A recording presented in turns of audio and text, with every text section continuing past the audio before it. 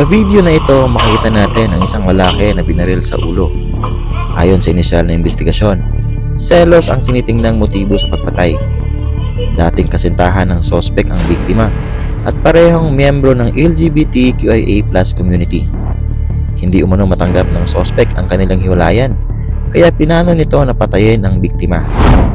Panoorin ang buong kwento ni Jason Zoleta ng Lucena City. Welcome sa channel natin, Red Crimes Philippines. Sa channel na ito ay sinasalaysay natin bawat krimen na nangyayari sa loob ng Pilipinas. Mga bagong krimen na dapat mong malaman at tutukan. Mga trending crime sa social media kung saan nangyayari ang mga kahindik-hindik na pagpatay. Dito, ang ating mga sinisiwalat ay hango sa mga totoong pangyayari at hindi haka-haka lamang. Kung gusto mo ang ganitong mga kwento ay maaaring mag-like, comment at subscribe para wala kayong ma-miss ng mga videos natin. Simulan na natin ang kwento.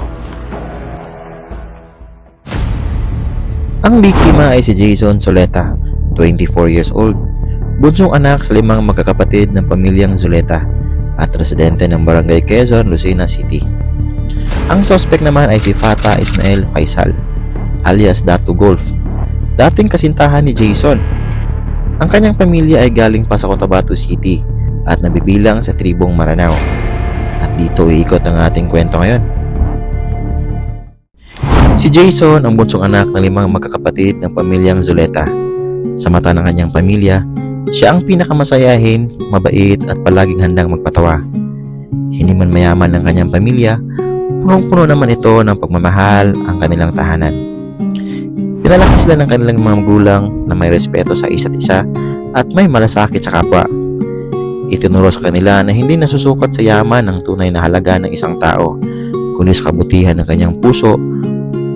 Habang lumalaki siya, napansin ng mga tao sa kanilang lugar na hindi siya tulad ng karaniwang mga batang lalaki. Hindi siya mahilig sa magaspang na laro o sa pagiging matapang sa paraang inaasahan ng iba. Sa halip, may napakasensitibo itong puso. Madali siyang maantig sa damdamin ng iba at mas pinili niyang maging maunawain at maalaga. Sa kanyang elementarya, hindi siya nakaiwas sa mga tukso. Madalas siyang inaasar ng mga classmates niya sa kanyang kasarian. Ngunit hindi ito hadlang upang hindi niya pagbutihan ang kanyang pag-aaral. Naging aktibo ito sa mga school activities at masipag mag-aral. Pagdating niya sa high school, mas lumawak ang kanyang pananaw sa buhay. Mas pinili niyang ilabas kung ano siya at kung sino siya. Rason na mas hinangaan ito ng kanyang mga classmates at nagkaroon ito ng maraming kaibigan. Graduate ito sa Quezon National High School sa Lucena City. Pero imbis na magpatuloy ito sa kanyang kolehiyo, ay mas pinili nitong magtrabaho na lang para matulungan ang pamilya sa mga gastusin sa bahay. Dahil may itsura si Jason at magaling mag-sales talk, hindi ito nahirapang makakita ng trabaho. Nakapasok siya bilang sales boy sa isang clothing boutique sa SM Mall ng syudad. Hindi kalakihan ang sweldo dito, ngunit sapat na ito upang unti-unting matulungan ng kanyang pamilya sa mga gastusin sa bahay. Taong 2024, nakilala niya si Fata Ismael Faisal. Pareho sila ng kasarian at nagtatrabaho din ito sa isang boutique. Ang mga binibenta dito ay mga damit, tsinelas at mga bag. Malapit lang ang pinagtatrabuhan ni Fata sa SM, kaya naman madalas tumatambay si Jason dito sa kanila bago ito pumasok sa trabaho.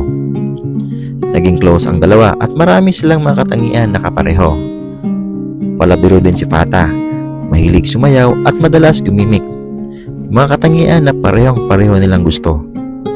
Di nagtagal ay pumasok sila sa isang seryosong relasyon. Pinakilala ni Jason si Fata sa kanyang pamilya.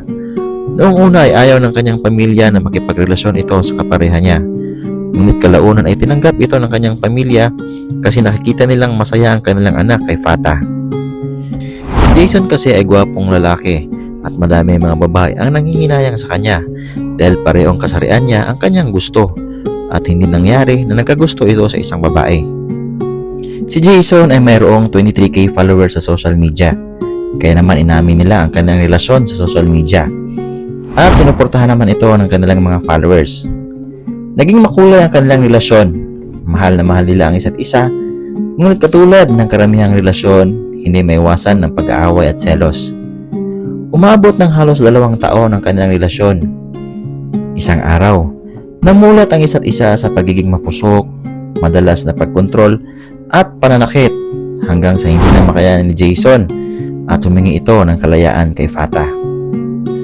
Bagay na hindi kayang ibigay ni Fata dahil mahal na mahal niya si Jason. Sa gitna ng tensyon ng dalawa, nabuo ang kahindik-hindik na plano ni Fata na kalauna naging sentro ng atensyon sa social media. March 25, 2026, bandang alas 11 ng umaga. Nakatanggap ng tawag ang Lucena City Police Station tungkol sa isang pamamaril na nangyari sa Enriquez Street, Barangay 4 nitong syudad. Agad pinuntahan ng mga otoridad ang lugar. Dito tumambad sa kanila ang isang lalaking nakahando sa isang sahig, wala ng buhay at naliligo ng sarili niyang dugo.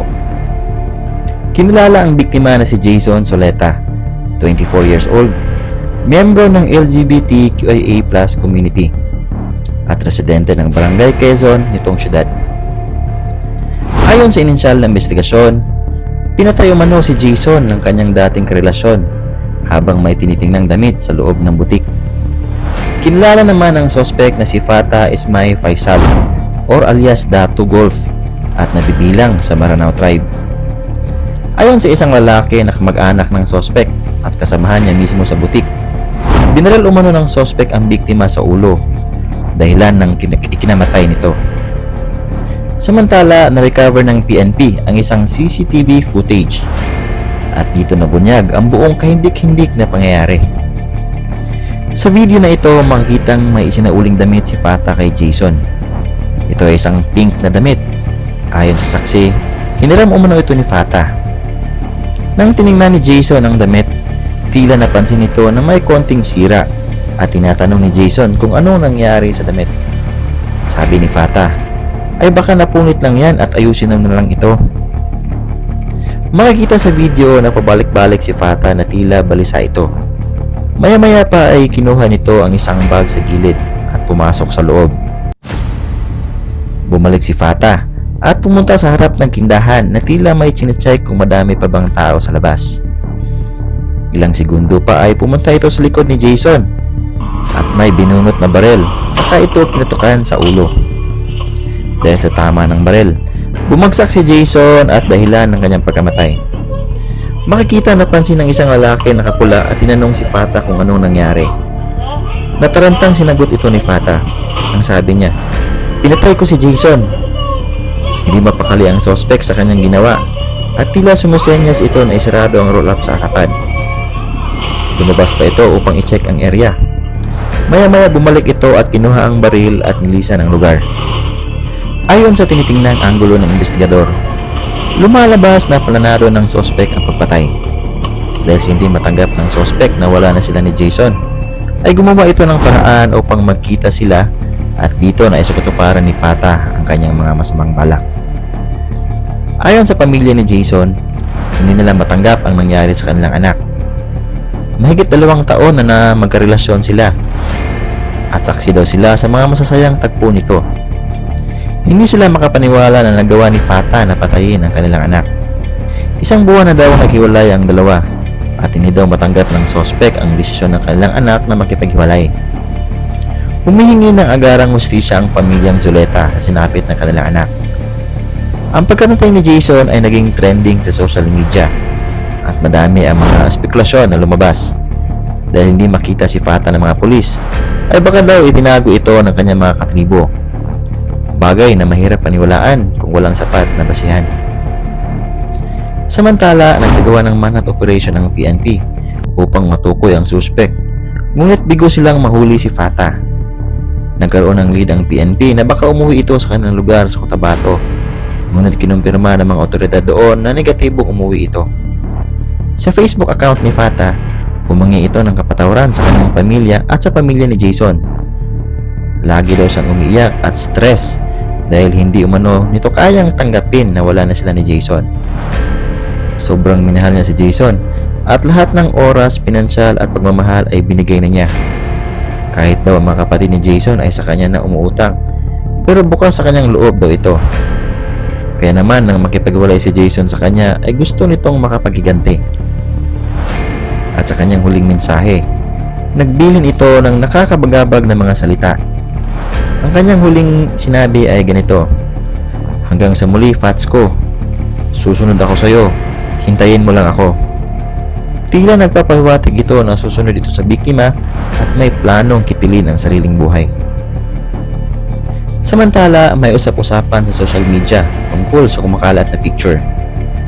May lalaking kahawig ng suspect ang nagbigti. Hindi ito kumpirmado at lalong walang pahayag sa pamilya ng suspect na nagpatiwakal ang kanilang anak. Walang opisyal na pahayag ang PNP dito, pero naging topic ito sa social media. May mga iba na nagsasabing dapat lang yan sa suspect at may mga iba naman na nagsasabing dapat hinarap niya ang batas at akuin ang krimeng ginawa. Sa ngayon, patuloy ang manhunt operation ng PNP para madakip ang suspect at wala pang updates kung nasaan na si Fata at kung totoo man na nagpatiwakal ito. Manatiling nakatutok sa channel natin para malaman ninyo ang mga updates sa kasong ito. Ang pagkawala ni Jason ay malaking dagok sa pamilyang Zuleta. Matayog ang pangarap ng kanilang anak at buo ang determinasyon nito na matulungan ang pamilya at balang araw ay maiahon ito sa kahirapan. Ang galit, selos at matinding lungkot ay normal na damdamin pagkatapos ng hiwalayan. Pero ang paggawa ng masama o paghihiganti sa pamamagitan ng pananakit sa kapwa ay hindi kailanman katanggap-tanggap. Hindi nito maibabalik ang pagmamahal na nawala at lalo lamang nitong sisirain ang buhay. Hindi lang ng iba, kundi pati na rin ang sarili. Kung mahal mo ang isang tao, dapat mong tanggapin na may karapatan din siyang pumili ng landas na sa tingin niya ay makakabuti para sa kanya. Sa halip na hayaang lamunin ng galit ang puso, piliin nating maghilom, matuto at magpatuloy dahil ang tunay na lakas ng isang tao ay hindi nasusukat sa paghiganti, kundi sa kakayahang magpatawad, bumangon at muling magmahal sa tamang paraan. Kung nagustuhan ninyo ang kwentong ito ay maaaring mag-like, comment at subscribe para wala kayong ma-miss na mga videos natin.